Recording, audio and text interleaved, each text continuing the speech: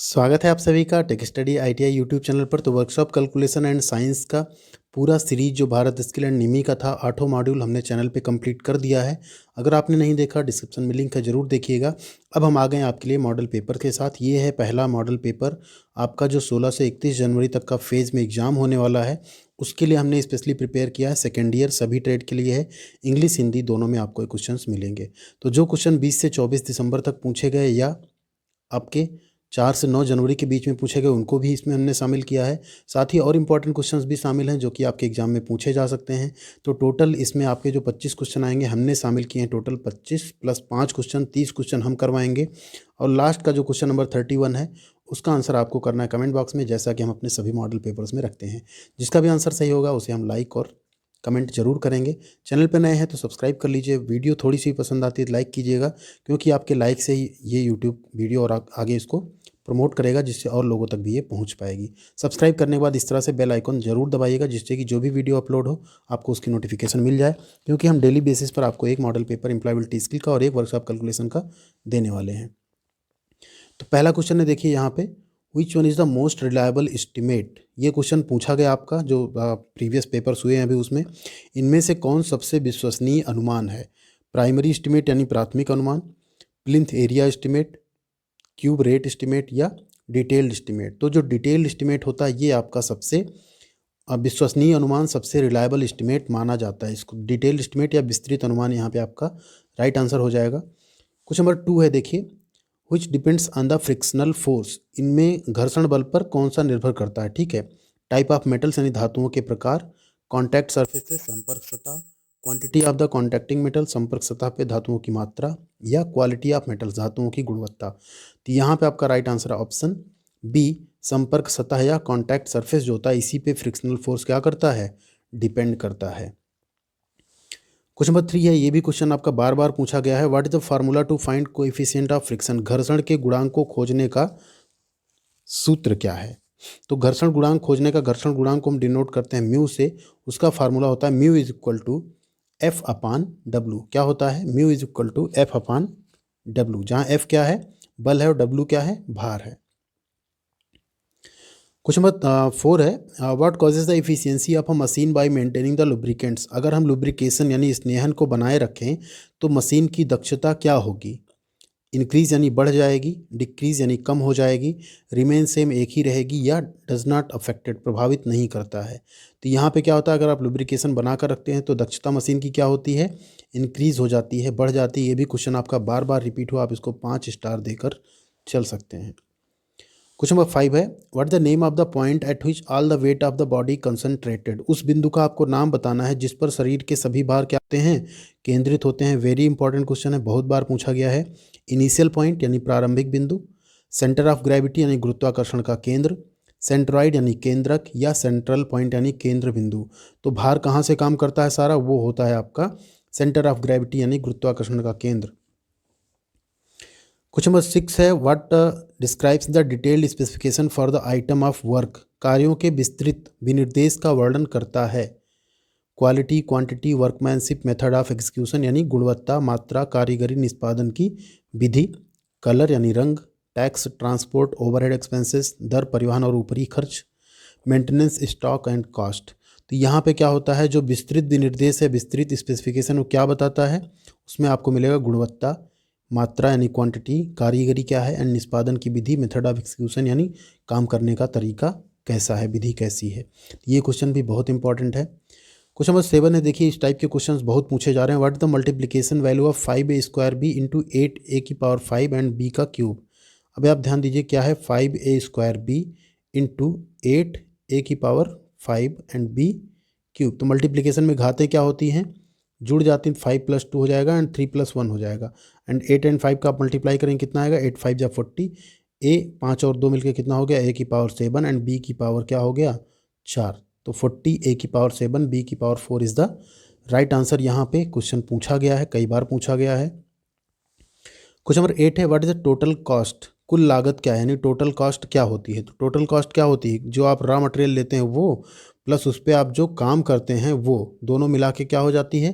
Total cost हो जाती है। तो हम मशीनिंग की कॉस्ट एंड रॉ मटेरियल की कॉस्ट अगर जोड़ दें तो उसमें क्या कहेंगे? कुल लागत कहेंगे। तो राइट आंसर क्या हो जाएगा आपका, raw material cost and machining cost, यानी कच्चे माल की लागत और मशीनिंग लागत को हम क्या कहते हैं, टोटल कॉस्ट कहते हैं। सपोज करिए आप लकड़ी से कोई कुर्सी बनाएंगे तो लकड़ी की कॉस्ट प्लस उस पर जो आपने कारीगरी कराई, जो भी लेबर चार्ज लगा, जो भी लगा, वो सारा मिला के क्या हो जाएगा आपका, टोटल कॉस्ट हो जाएगा। Question number 9, what is the value of 1/a⁴m। तो जिस तरह से मल्टीप्लिकेशन, यहाँ पे अगर a⁴m है, इसको आप क्या करेंगे, ऊपर ले जाएंगे तो क्या हो जाएगी, a⁻−m। तो राइट आंसर क्या हो जाएगा आपका इसका, 1/a⁴m is equal to a⁻−m। Question number 10 है, ये भी क्वेश्चन कई बार पूछा गया। What is the value of 12x³ y/4x² y, 12x³ y का मान। तो इसको कर लीजिए आप, सिंपल है, 12x³ y² ठीक है। ऊपर जाएगा -2 हो जाएगा, 3 -2 हो जाएगा यहाँ पे, ठीक है। यहाँ 2 -1 हो जाएगा जैसे अभी पीछे हम लोग किए थे, एंड ये 4 3 जा 12। तो कितना आ गया, 3x एंड y कितना आ गया, 3xy। 3xy क्या हो गया आपका, राइट आंसर हो गया यहाँ पे। क्वेश्चन नंबर 11 है, what is the circumference of a semi circle. अर्धवृत्त की परिधि क्या है। तो अर्धवृत्त क्या होता है, ये होता है, ठीक है। अगर हम यहाँ बात करें वृत्त की परिधि, तो वृत्त की परिधि क्या होती है, 2πr। तो 2πr का आधा, वृत्त में क्या है, इतना पूरा है, तो ये परिधि 2πr है। तो ये कितना हो गया, πr, 2πr का आधा, लेकिन प्लस ये पोर्शन इसमें जुड़ा हुआ है, इसको भी जोड़ना पड़ेगा। तो ये क्या है, इसका डायमीटर, यानी ये रेडियस, तो ये किसके बराबर है, 2r। तो πr + 2r क्या हो गया इसका, पेरीमीटर, यानी परिधि या सर्कमफियरेंस हो गया। तो πr + 2r is the right answer, ठीक। क्वेश्चन नंबर 12 है, what is a over estimate. बहुत इंपॉर्टेंट क्वेश्चन है ओवर एस्टिमेट और अंडर एस्टिमेट के ऊपर। तो ओवर एस्टिमेट हम क्या कहते हैं, अनुमान से अधिक क्या है। तो जब आप कोई अनुमान लगाओ और वो वास्तविक अनुमान से अधिक हो जाए तो वो क्या हो गया, ओवर एस्टिमेट। जब आप कोई अनुमान लगाओ और वो वास्तविक अनुमान से कम हो जाए तो क्या हो गया, अंडर एस्टिमेट। सपोज करिए आपने बोला कि एक घर बनाना था, कुछ भी था, एक घर बनाना था, आपने बोला कि 5000 ब्रिक्स में ये दीवार बन जाएगी, एंड दीवार में क्या हुआ, 3000 में बन गई। तो ये क्या हो गया आपका, ओवर एस्टिमेट हो गया। वहीं आप बोलो 5000 में बन जाएगी और कितना लग जाए, 6000 लग जाए, तो ये क्या हो गया, अंडर एस्टिमेट हो गया। तो यहाँ पे राइट आंसर क्या हो गया आपका, ओवर एस्टिमेट मतलब क्या है, जब अनुमान वास्तविक अनुमान से क्या हो जाए, अधिक हो जाए। Question number 13, which line is called as chord. पूछा गया है क्वेश्चन। तो ये आपका क्या है, वृत्त है। यहाँ हम कई चीज़ें क्लियर कर लेते हैं। ये हो गया सर्कल, ठीक है, ये होता है इसका व्यास, ये होती है इसकी रेडियस, ठीक, ये इसका सेंटर, एंड ये या ये कुछ भी आप खींचे, इसको क्या कहते हैं, हम कॉर्ड कहते हैं। तो ए बी जो लिखा है क्या है, ये कॉर्ड या जीवा या चाप, इसी को हम कहते हैं, ठीक। यही इस तरह बना देते हैं, इसको हम वृत्तखंड कहते हैं। तो यहाँ पे ए बी क्या हो गई आपकी, एक कॉर्ड हो गई। कौन सी लाइन को ज्या या कॉर्ड कहा जाता है, तो ए बी को हम क्या कहते हैं, कॉर्ड कहते हैं। Question number 14, what is the circumference of a circle whose diameter is 7 centimetre. वृत्त की परिधि क्या है जिसका व्यास दिया है कितना, 7 सेंटीमीटर। अभी हम लोग बात किए थे, वृत्त है, डी बराबर कितना दिया है, 7, तो आर बराबर क्या हो जाएगा, 7/2, यानी 3.5 हो जाएगा। तो वृत्त की परिधि क्या होती है, पी अगर इसको लिख लें हम, तो 2πr होती है। 2 × पाई की आप वैल्यू रख दीजिए कितना, × 3.5। 3.5 का 2 में मल्टीप्लाई करेंगे 7 आएगा, 7 एंड 7 कट जाएगा, कितना हो गया आंसर, 22। तो वृत्त की परिधि कितनी हो गई, 22 सेंटीमीटर हो गई। लगा सकते हैं आप आसानी से, वृत्त की परिधि कितनी हो जाएगी, 22 सेंटीमीटर। क्वेश्चन नंबर 15 है, what is elastic material. Very important question. इनमें से कौन सा लोचदार सामग्री है, नायलॉन, पॉलीस्टायरन्स या सेलुलॉइड या पॉलीकार्बोनेट्स। तो जो नायलॉन होता है ये क्या होता है आपका, इलास्टिक मटेरियल है, लोचदार सामग्री है। तो इसको आप लोग एकदम रट लीजिए, ये भी क्वेश्चन आ सकता है। क्वेश्चन नंबर 16 है, what is the ratio between the change in dimension to its original dimension of the substance. किसी वस्तु के आयाम में परिवर्तन और मूल आयाम के अनुपात को कहते हैं। इंपॉर्टेंट क्वेश्चन है, पूछा गया है। तो आयाम में परिवर्तन, जैसे लंबाई हो तो लंबाई में परिवर्तन बटे मूल लंबाई, इसी को हम क्या कहते हैं, या आयतन में परिवर्तन बटे मूल आयतन, इसी को हम क्या कह देते हैं, विकृति कहते हैं। उसमें कितनी स्ट्रेन या विकृति हुई। जैसे मान लीजिए कोई ये एक रॉड है, इस पर आपने कोई फोर्स अप्लाई किया। अब पहले ये कितनी थी, 5 मीटर की थी, अभी कितनी हो गई, 5.1 मीटर की हो गई। तो यही 0.1 अपान 5, इसी को हम क्या कहते हैं, स्ट्रेन कहते हैं या विकृति कहते हैं। क्वेश्चन नंबर 17 है, which symbol is used to express change in length. कौन सा, आप देखिए वही क्वेश्चन आया, चेंज इन लेंथ को इसमें से कौन सा सिंबल जो है एक्सप्रेस करता है। तो लेंथ तो जनरली हम लोग एल से या कैपिटल एल से डिनोट करते हैं, जो चेंज इन लेंथ होता है उसको हम डेल एल या डेल्टा एल से लिखते हैं इस तरह से, ठीक है। तो क्या हो जाएगा राइट आंसर आपका ऑप्शन बी डेल्टा एल। ये भी क्वेश्चन आपका पूछा गया, देखने में भले सिंपल है, यही क्वेश्चन आपके पूछे जा रहे हैं जो सीबीटी एग्जाम हो रहे हैं उसमें। क्वेश्चन नंबर 18, ये क्वेश्चन भी तीन से चार सेट में पूछा गया है। What is the name of the point C. ये आपको ग्राफ देखना है ABCDE, ठीक है। तो जो सी पॉइंट है ना, इसी को हम बोलते हैं यील्ड पॉइंट। कौन सा पॉइंट बोलते हैं, यील्ड पॉइंट या पराभव बिंदु, ठीक है। जहाँ पर हम कोई अगर हम लगा देते हैं फोर्स, तो इसके बाद जो होता है यील्ड पॉइंट से अगर ज़्यादा बल लग जाता है किसी वस्तु पे, तो परमानेंट इलॉन्गेशन हो जाता है, अपनी अवस्था में वापस नहीं आता है। क्वेश्चन नंबर 19 है, देखिए what is the ratio between ultimate stress to working stress. Ultimate stress यानी उच्चतम प्रतिबल से कार्यकारी प्रतिबल का अनुपात कहलाता है। तो उच्चतम प्रतिबल और कार्यकारी प्रतिबल के अनुपात को ही हम क्या कहते हैं, उसी को हम कहते हैं फैक्टर ऑफ सेफ्टी या सुरक्षा गुणांक।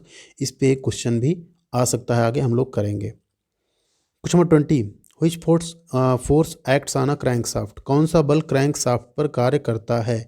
तो क्रैंकशाफ्ट पे कौन सा बल कार्य करता है, क्रैंकशाफ्ट पे काम करता है torsional stress. Option B torsional stress या टॉर्सनल प्रतिबल। क्वेश्चन नंबर 21 है, what is the tensile stress if a square rod of 10 mm side is tested for a tensile load of 1000 kg। अब यहाँ देखिए एक वर्गाकार छड़ है 10 mm की, उसे 1000 किलोग्राम के तनाव लोड के लिए किया जाता है तनाव प्रतिबल ज्ञात करना है। तो प्रतिबल क्या हो जाएगा आपका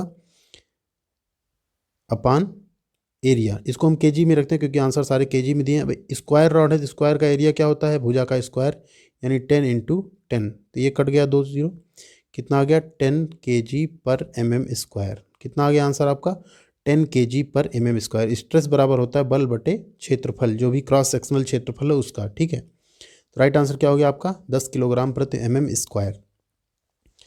question number 22, what is the safe stress if the ultimate stress of a material is 35 kg and factor of safety is 5। देखिए आ ही गया ना।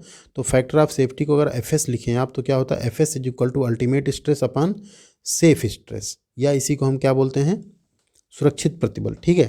तो यहाँ पे FS आपको दिया कितना है, फैक्टर ऑफ सेफ्टी 5 है, अल्टीमेट स्ट्रेस कितना दिया 35, सेफ आपको निकालना है, सेफ स्ट्रेस आपको निकालना है। तो कितनी हो जाएगी सेफ स्ट्रेस इक्वल टू क्या हो जाएगी 35/5, 5 7 जा 35। राइट आंसर क्या हो गया आपका option D 7। Question number 23, which type of stress. ये देख रहे हैं आप, बताना है आपको कैसी स्ट्रेस है। क्या कर रहे हैं हम, इसको दबा रहे हैं, तो कैसी स्ट्रेस हुई कंप्रेसिव स्ट्रेस, यानी संपीड़न प्रतिबल आएगा इस मटेरियल में। क्या हो गया आपका राइट आंसर ऑप्शन बी संपीड़न प्रतिबल। यही हम इसको खींच रहे होते तो क्या आता टेंसाइल स्ट्रेस आता। इसी पे कोई रिवेट लगी होती फिर आप खींच रहे होते तो रिवेट के ऊपर कैसा स्ट्रेस आता शियर स्ट्रेस आता। Question number 24, what are the various stages of heat treatment. ऊष्मा उपचार के विभिन्न चरण क्या हैं। तो ऊष्मा उपचार के विभिन्न चरण क्या होते हैं, तो वो होता है हीटिंग, सोकिंग एंड क्वेंचिंग। क्या होता है हीटिंग, सोकिंग एंड क्वेंचिंग। याद कर लीजिए हीटिंग, सोकिंग और क्वेंचिंग। क्वेश्चन नंबर 25 है, what is the name of heat treatment process done to relieve strain and stress. विकृति और प्रतिबल दूर करने के लिए किए जाने वाले ऊष्मा उपचार प्रक्रिया का आपको नाम बताना है। Normalising, annealing, hardening, tampering.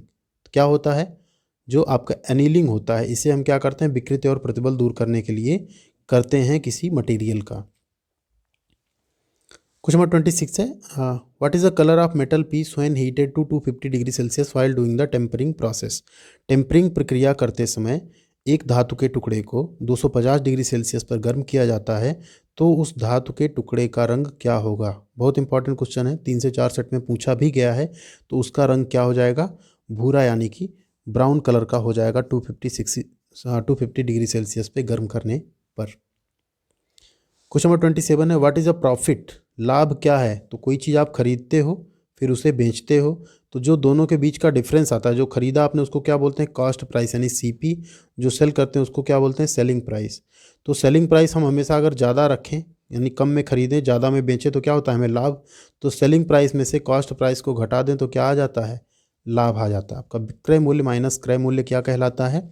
लाभ कहलाता है। ये भी क्वेश्चन है भले आसान, पूछा गया है। अगला क्वेश्चन है, what the formula for the calculation of simple interest. साधारण ब्याज प्राप्त करने का सूत्र बताना है आपको। तो साधारण ब्याज प्राप्त करने इंटरेस्ट, अगर हम इसको लिखें, सूत्र होता है मूलधन गुणे समय गुणे दर बटे 100, जहाँ n क्या है नंबर ऑफ ईयर्स, p क्या है प्रिंसिपल यानी मूलधन अमाउंट, r क्या है रेट ऑफ इंटरेस्ट, ठीक है, i क्या है इंटरेस्ट अर्न यानी ब्याज, साधारण ब्याज। तो क्या हो गया फार्मूला आपका PNR अपॉन 100। ये आपका फार्मूला होता है साधारण ब्याज प्राप्त करने का। क्वेश्चन नंबर 29 है, what the formula to find loss percentage. Loss percentage निकालने का फार्मूला, हानि ज्ञात करने का फार्मूला। तो जब पहले हम लोग नंबर पाते थे, कभी अपने बोर्ड नंबर पाते थे, तो हम क्या करते थे, नंबर जो पाए रहते थे इंटू 100 अपॉन टोटल मार्क्स, जो टोटल नंबर होता था वो कर देते थे, तो हमारा क्या आ जाता था, परसेंटेज आ जाता था। अब यहाँ जब हमें परसेंटेज लॉस निकालना है तो क्या निकालेंगे हम, लॉस, कितना हमको लॉस हुआ इंटू 100। अब लॉस किस में होगा, जिसमें आपने खरीदा है उसी से लॉस होगा। मान लो आपने 100 का खरीदा है, 10 रुपये का लॉस हो गया, तो 100 क्या हो गया आपका टोटल मार्क्स हो गया। तो वही टोटल मार्क्स क्या होता है आपका, क्रय मूल्य यानी CP। तो लॉस इंटू 100 अपॉन CP आपका क्या हो जाएगा, राइट आंसर हो जाएगा। क्वेश्चन नंबर 30 है, what the interest earned if the principal is RS 12,000 becomes to an amount of RS 15,600। साधारण ब्याज क्या होगा यदि 12,000 की धनराशि कितनी बन जा रही, 15,600। तो बहुत ही आसानी से आप निकाल सकते हैं। 15,600 आपको मिल रहा है क्या, मिश्र धन। उसमें से आप क्या कीजिए, मूलधन को घटा दीजिए। कितना आया आपका, 3,600 रुपये आए। तो यही 3,600 रुपये आपका क्या हो गया, आई हो गया, इंटरेस्ट यानी कि ब्याज हो गया आपका। तो ऑप्शन बी 3,600 रुपये आपका सही होगा। ये 30 क्वेश्चन हो गए। अब बारी आती है आपकी, इसका आंसर आपको करना है कमेंट बॉक्स में। What the name called biggest card of the circle. चक्र का जो सबसे बड़ा चाप है उसे क्या कहा जाता है, आर्क, डायमीटर यानी व्यास, रेडियस यानी रेडियस, या डायगोनल यानी कि विकर्ण। तो रेडियस या त्रिज्या, व्यास या आर्क क्या कहते हैं, आप जरूर कमेंट करके बताइएगा। ये भी क्वेश्चन कई बार पूछा गया, कई सेट में पूछा गया, बहुत ही आसान सा क्वेश्चन है। आई होप सभी लोग सही आंसर करें। ये मॉडल पेपर था। तो वीडियो पसंद आई तो लाइक और शेयर कर दीजिएगा। साथ ही चैनल पे अभी तक सब्सक्राइब नहीं किया तो कर लीजिए। आपको इस तरह की videos, regular updates, regular jobs, regular apprenticeship, सब कुछ इस चैनल पे मिलते रहेगा। Thank you very much.